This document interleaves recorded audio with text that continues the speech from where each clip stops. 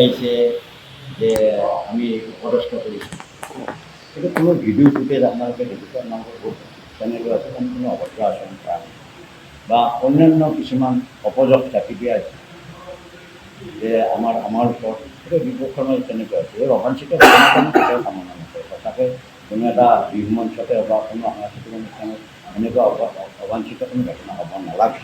কিন্তু পৰিস্থিতিত কেতিয়াবা এনেকুৱা ঘটনা বহুত আগতো হৈছে। এই ক্ষেত্ৰত আমি কোনো শিল্পীক আমি অসন্মান কৰা আমাৰ নীতি নাই।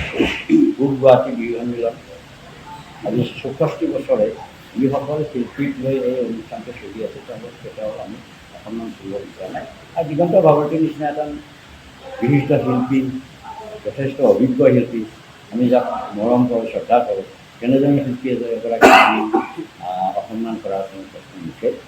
কিবা এটা ঘটনা হ'ল, যিটো ঘটনাৰ কাৰণে আমি তেওঁক নেৰাবলৈ বাধ্য হ'লোঁ। আমাৰ কিছু নিয়ম নীতি আছে। আমি দিগন্ত ভাৰতীৰ লগত কোনো চুক্তিবদ্ধ নাছিলোঁ। আমি ভাস্বতী ভাৰতীৰ লগত আমি চুক্তিবদ্ধ আছিলোঁ। আমাৰ তাত কিছু নিয়ম নীতি মাজেৰে আমি তেওঁক কৰিব নোৱাৰোঁ। এইবিলাক ঘটনা হৈ গৈছে। এইটো ঘটনাৰ কাৰণে আমাক এনেকুৱা ধৰণৰ কৰা হ'ল যে আমাক বেয়াকৈ অপদস্থ দিয়া হৈছে আৰু আমাৰ বিহুক তাগিমানি আচৰণ বুলি কৰা হৈছে। আপোনালোকে দেখিব ফুটেজবিলাক আছে।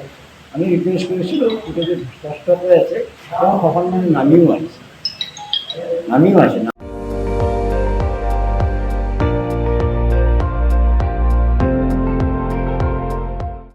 আপুনি চাই আছে ND24, সৰ্বশ্ৰেষ্ঠ নহয়, সৰ্বোত্তমৰ দৌৰত।